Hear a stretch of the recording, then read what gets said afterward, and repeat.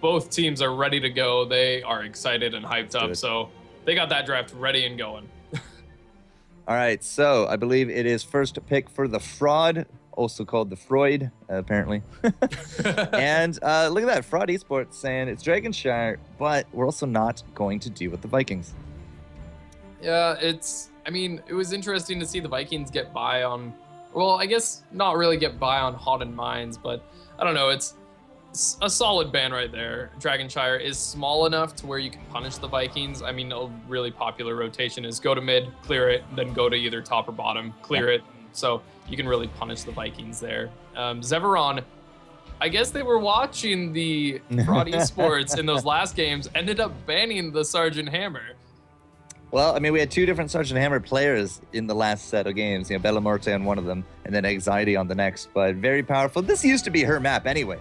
Dragonshire was very well known for Sergeant Hammer, but with the current meta, this is the first time I've seen as much Hammer play as I have. And don't get me wrong, Hammer's my girl. I got my master skin and everything. I got really high-rated guide on Heroes Fire. You guys should check that out. But I do understand why we don't see her as often as we do. But either way, she's the ban. Jaina was the first pick here from Fraud, and Zeveron leads us into a Sylvanas and a Vala. Very common first picks, Mr. J. All the high tier damage dealers being taken up. I mean, Vala and Sylvanas together is just really, really strong. You have the Vault to get away. You have the Banshee Whale, or I can't remember exactly the name, but she has her escape. Although it can be stopped, and now you got me saying Freud Esports. Fraud Esports is going to follow up with a Diablo pick. It does feel somewhat early to go for the Diablo pick, but they will match it with the Tyrande. So Zeveron will have to be careful of that Diablo Tyrande roaming and that combo stun. Well, you said it earlier, it's a smaller map. I mean, this roam that can easily ping pong back and forth, and now that Diablo is, quote unquote fixed, his shadow charge range is absolutely atrocious. He can really just jump into there. There's a lot of bushes. There's a lot of jungle cover that he can use so that you're lured into range. And then that followed up by not only the Tyrande, but, possibly even the Jaina. Like, which way is this going to go for the roam? They're very powerful combination. Yes, indeedy. And it's Zeveron going for that Uther and Tassadar. Give themselves a little bit of sustain.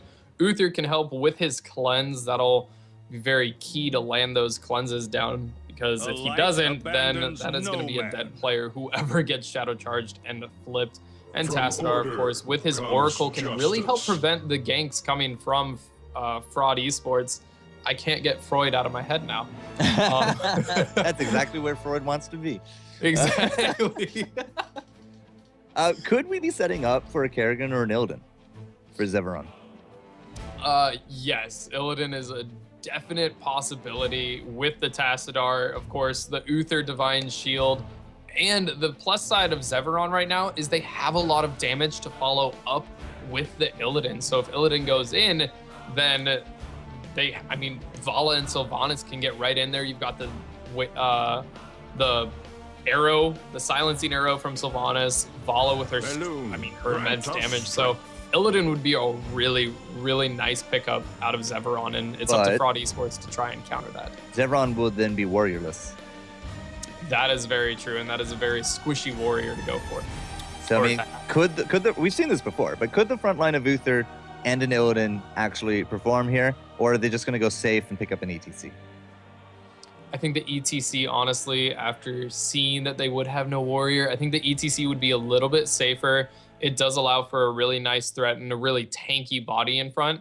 If you were to go for the Illidan, the Diablo, along with the Tyrande and the Jaina damage is just so immense that they would be able to blow him up very quickly. And it would come down to a lot of pressure on that Uther player to land a lot of his combinations.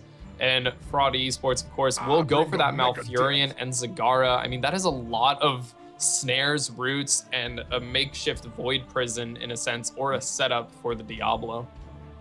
The Diablo, yeah. Really kind of curious exactly how he'll end up.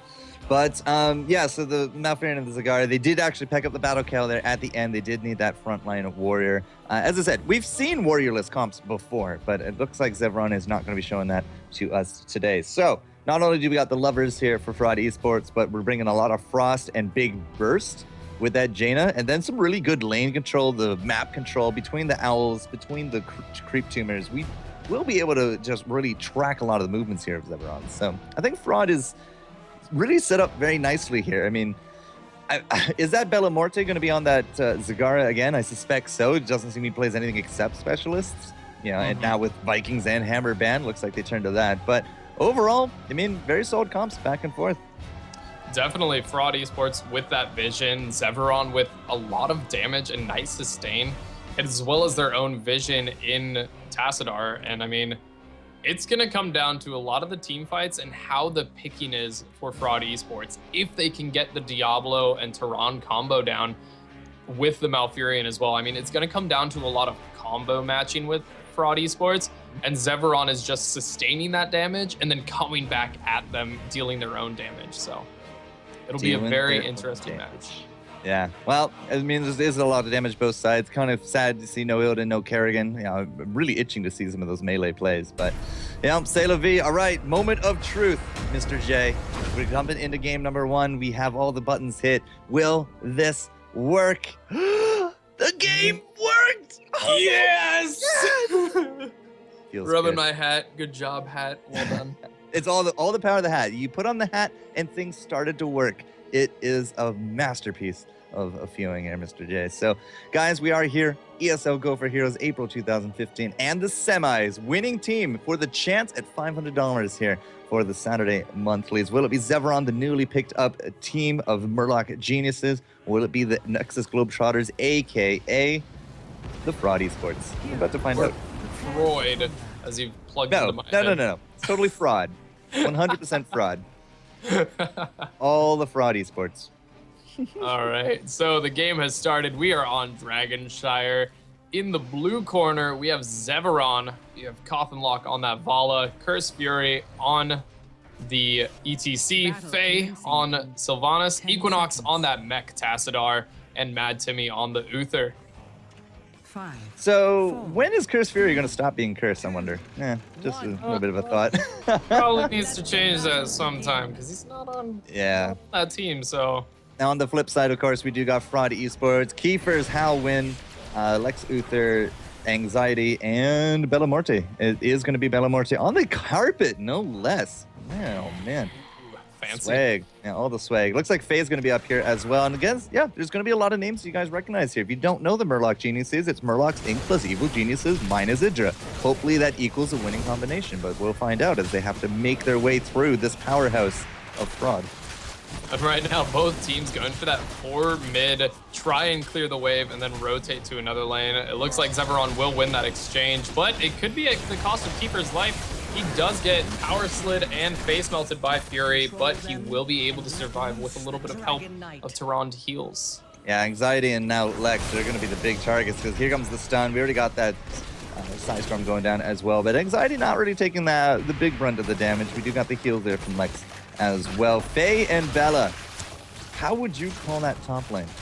I'm a little scared. If I'm not up here and somebody dies, Yeah, whoever dies in the top lane, that lane is going to get pushed very quickly. And Sylvanas is a very nice answer to at least try and slow down Zagara. But as you can see here, that wave is going to get to the turrets. That'll take a lot of ammo out. Bella Morte making sure that he is in nice coverage, placing creep tumors everywhere you can. So everywhere and anywhere. Absolutely. Yes. Yeah. So Kiefer's is now going to try this combo there, but does not hit the Fury. That's 0 for 3 by my count, at least. But, you know, they are trying to keep him at bay. Anxiety has to deal with Mad Timmy, but now he's about to get jumped on. He does not have any escapes, but it does look like Mad Timmy was just not on the same wavelength, was not able to surge forward for a stun. Bella and Faye are just kind of being left to their own devices, but it is the Zagara with the upper hand as we just keep ping-ponging back and forth. Yeah, and Bella Morte doing a really nice job there backing out, had the dagger on top of him and just moved away so it didn't even hit the minions. It's a really nice play there and a really like high-level skill play there just to make sure that they didn't spread. And the poking continues. I mean, Bella Morte is winning this trade. The turrets are out of ammo, and that means turrets can die very shortly. Yeah, they're out of ammo, but I mean, at the same time, Bella Morte has to go back, has to hit that fountain, because any kind of big gank out there could just absolutely ruin all that hard work. And Yeah, he's very much aware of that. He does have a lot of creep tumors out, has them in the bushes, a little bit past the bushes there as well. That's something that most players don't really think about. Just like, yeah, you got the bushes for the extra little bit of vision, but you really need to put one behind that into the mid, because exactly this. Cottonluck's just going to ride right up through them, and one more shot. It's not going to be enough. Now, if Bella had not gone back and healed, she'd be dead. Exactly. You're right that the well tap was just enough to keep him alive. And the push continues at mid. I mean, Equinox's Storm on Tassadar is so strong, and it looks like they have both shrines right now. Keeper's trying to not allow it. There is no owl coming out of How, and they will get the first dragon on Zeveron's side. Really nice pressure.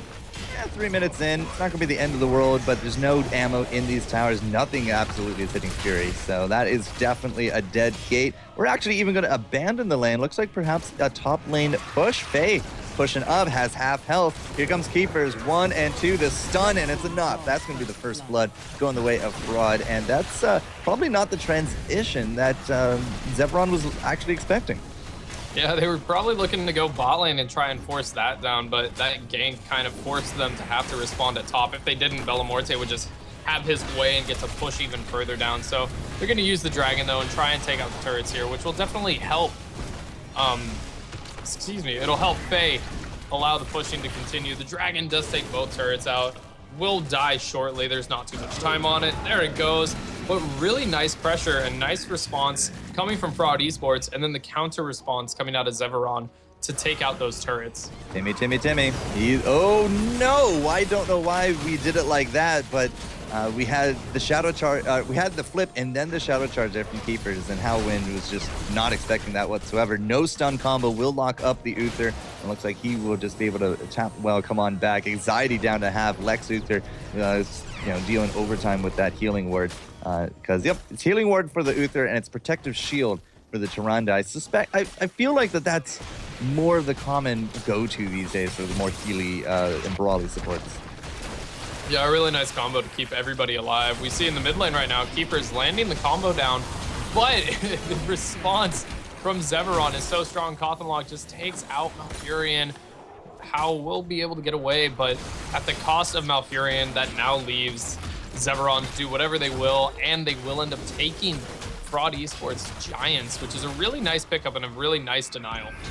Yeah, well, it's the big denial part of it. I mean, they're not really going to get a ton done with those Siege Giants. I mean, they'll get a little bit of damage there, but I mean, they will be cleaned up, but it's a big deny factor, and that's the huge part right there. Level 9 to just over 8.5. We are going to be looking at those heroics in just a few moments, ladies and gentlemen, and Bellamorte very much on the defensive, hasn't really seen a lot more action since the Dragon Knight did come too, but they really paid back that kill on top of Faye. Oh, does Faye know? Yeah, I think she knows. Keepers cannot make it happen, and this will be a defeated gank. It could have been really scary if they just tossed an owl in there, an unmounted Sylvanas having to get away from a Diablo Tehran combo. It could have been very scary, but Faye was looking at herself, was able to see them just roaming around down there. Will get away and allows Zagara to place creep tumors and get a little bit more aggressive. Bellamorte did lose some of that aggression from that dragon push at top lane, so really nice to allow the creep tumors to be placed and apply that pressure yet again. And level 10 has now struck for Zeveron with Fraud Esports just behind him. Now, Bellamorte's got to be careful. Equinox shows up, and that Oracle cleaning out a lot of that creep will definitely be good for them. All those early warning systems are now out, and at the same time, Fury into the top was able to pick up not only the shrine, but we had the bottom. There goes the bottom anyways. So, going back and forth, it's there we go. That's what we needed. The heroics, level 10, right there. Yeah, Fraud Esports making sure not to take an engagement, roam down to the other lane so they wouldn't have to take a level 10 to level 9 engagement. Right now, they're on a little bit of back foot. I mean, ETC has stage dive, so he can get in there if he really needs to. Keeper's charging in onto Cottonlock. We'll have to try and keep him locked down. Matt Timmy getting very low from the Jaina. Here comes the stage dive on the entire team of Fraud Esports being overextended. Keepers will fall on that Diablo, and now Anxiety is in a rock and a hard place. He will end up falling by this end, and that could be another dragon for Zeveron. Well, the top is actually equaled out. It's neutral. Bellamorte is now transitioning to mid, but she's not going to be able to do anything by herself here. I mean, Cottonluck almost just feels overpowering just with that half hit point Vala. Now they are using Faye in this bottom lane to just disable these turrets. They are going to get this gate, and there's no rush. There's no rush for this dragon. I mean, if they can get so much infrastructure damage done without it, they know they have a little bit of breathing room here on Zeveron because everyone he just died. Fraud Esports has no map presence. What little presence they do is centered into the top. It's not going to be a dragon. Nobody's going to steal anything. In fact, we're going to get a fort out of it basically for free because we're just so defensive about that shrine back up. Oh, and Keeper's just barely missing the combo onto Cottonlock. Will end up getting that kill, and a really nice pickup for them. I mean, they're trying to push for more, but this does allow them to capture that bottom shrine, even get Equinox. He is a little bit overextended, and they'll get that kill. So really nice pickup coming out of Fraud Esports. A little bit of overextension going for that bottom fort from Zeveron. But they did get the fort. Again, that's the important part there. So now a little bit of pushback coming out. Fraud, you know, they got themselves 2 kills. Why not? Let's go grab these towers. But again, we're just playing do-si-do with those shrines. There's no big importance here on the dragon because there's just so much more to do on the map right now. We do got Fury up there. He does have stage dive, so he can be back to his team within a moment's notice. He will just push out this top as much as he can, and if there is a fight, he will come back to it. But Fraud looks like they're just going to roam as 5 for now, perhaps look for some pickup, but it's all up to Keepers. If Keepers can't make a pickup happen, there's no pickup to be had. Yeah, he's definitely their hard engage right there, and right now they aren't level 13 yet, so Zeveron has that talent advantage, and it looks like they want to try and take advantage. They're capturing the bottom shrine. They now have control of both shrines, keeping Bellamorte down in the mid lane. Now Tyrande and Malfurion join fight to try and delay as best as they can. They may go for an engagement here, even being a talent down, but they're being very careful. And here comes the stage dive from Fury. Yeah, Keeper is much better lightning breath this time. They're going to get Equinox down low, but it is going to be Zagara, the big immobile creature that she is, that is going to be taken out. Uther now, of course, does have the flash of lights ready to go, so he will get these heals off as soon as he can catch up to Equinox. But overall, 1-for-1 trade as we keep going back and forth. We're looking at Anxiety top. Cursed Fury is actually successfully dodging out every single little bit of damage that Anxiety can do, and that will not be a kill. In fact, she could be leaving her team to the dogs at this point because the return here from Zeveron is enough to solidify Diablo. It was a really nice fight from Fraud Esports being a talent down, but unfortunately it was a 2-for-1 exchange. Like you said, Fury dodged so well at top lane, not allowing Jaina to land any skill shots. Keepers does have his passive on his soul, so he will be back into the fight, but that is a little bit of hurt to his health and healthy regen, so have to be a little bit more careful now to try and get those soul stack back up, and also get the passive going yet again so he can res very quickly. And right now Fraud Esports wanting to try and recapture that top lane from Fury. All 5 of them there. Fury's going to have to run away. Can he get away though is the real question. The roots go down, the stun goes down, and it misses. He is able to get out of there just alive. If 1 extra stun landed, he would have been dead. So we seem to have a hard time actually coordinating these stun trains. I mean, we have the overpower into the Shadow Charge or vice versa. We got the Lunar Blaze, we got Roots on the back of that. We have Jaina with her slows. And with all this CC, I'm rather surprised that Fraud hasn't been able to execute this a little bit better.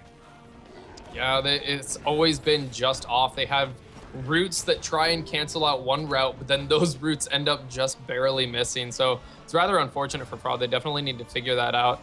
But right now they're trying just to keep in this game. I mean, Zeveron's getting ever so close to 16, and the level 16 talents are huge in this game right now. So they have to be careful that they have to just make sure to bide their time and not overextend too much, but they also need to find that engagement and start landing those CC trains very quickly. This could be a problem. We got that top shrine. There's nobody top from Fraud. This is now going to be a big emphasis here on this dragon, because if we leave this unattended, 12 minutes in, level 16, I mean, this could either be really good or really bad going forward. We do got that charge onto Equinox. Here comes Fury into the back, and instantly the Tyrande gets blown up. That devouring mod is coming a little bit too late. Here comes the lightning breath there as well, but everybody scatters, and Keepers is just not really getting the value that he needs from it. He cancels it out early. He's looking for the kill on top of Timmy. Timmy gets the stun, takes him down. 1, 2, 3, and 4. Looking for the ace as Lex Uther is going to get pressured into going down.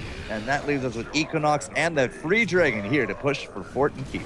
Those level 16 talents really showing their worth right there. 2 Blood for Bloods coming out from both Vala and Sylvanas, with the Benediction from Uther, Stone Skin on that ETC, and then Dimensional Warp for Tassadar. He was able to get out alive and just come back with that health. Really nice play. Those level 16 talents just showing their worth, and now they're going to push for that keep, and they could go for a lot more, as Fraud Esports is a ways away from getting level 16 on their own.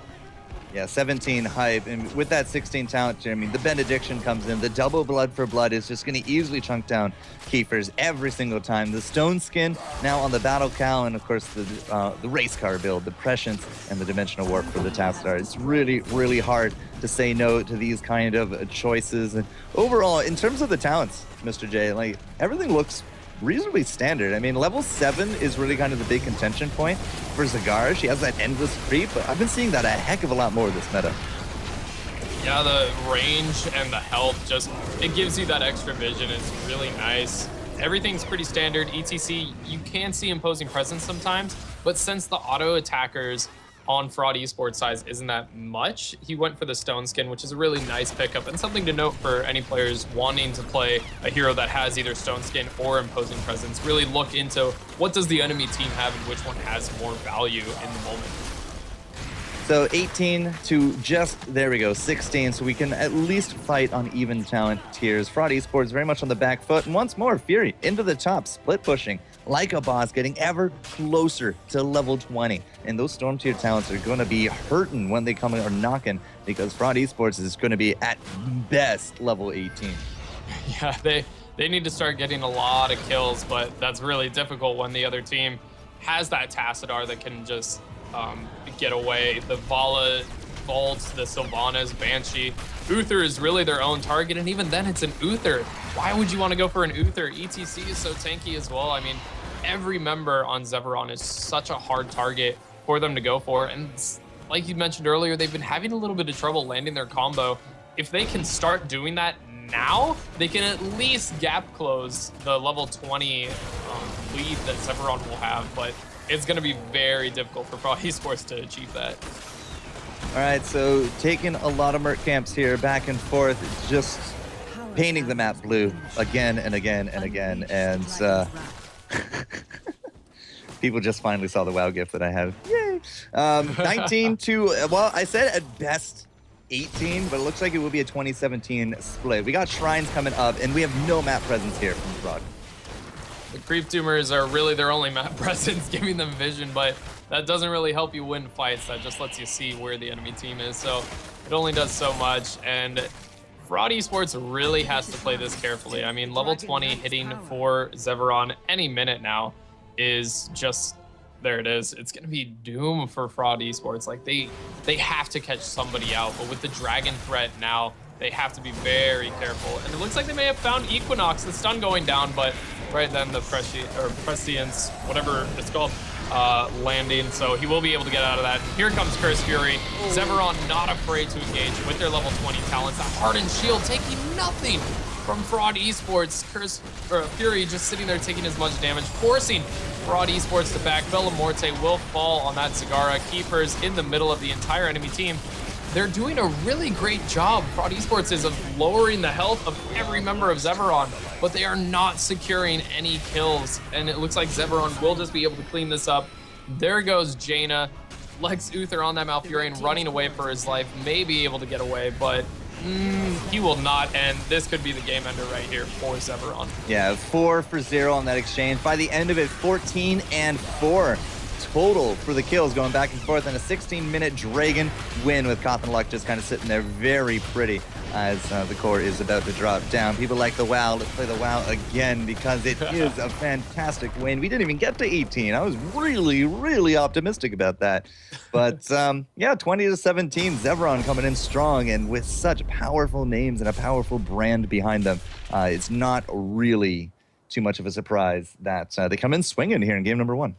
Yeah, their excitement and hype of being picked up helped them that much more, and they have been playing together. They only have one new member, but I believe he's already been playing with them quite a bit, so that just helps it even more. You already know each other, you know how each other plays, and it's, I mean, you could see that they were just ready for the game. They knew exactly what they needed to do, and they just did it. They won level Exactly 20 to right. Yeah. level 20 to 17. I mean, well played by Zeveron, but there is a chance for Fraud Esports when game 2 comes up. Well, we'll have to see that when it happens.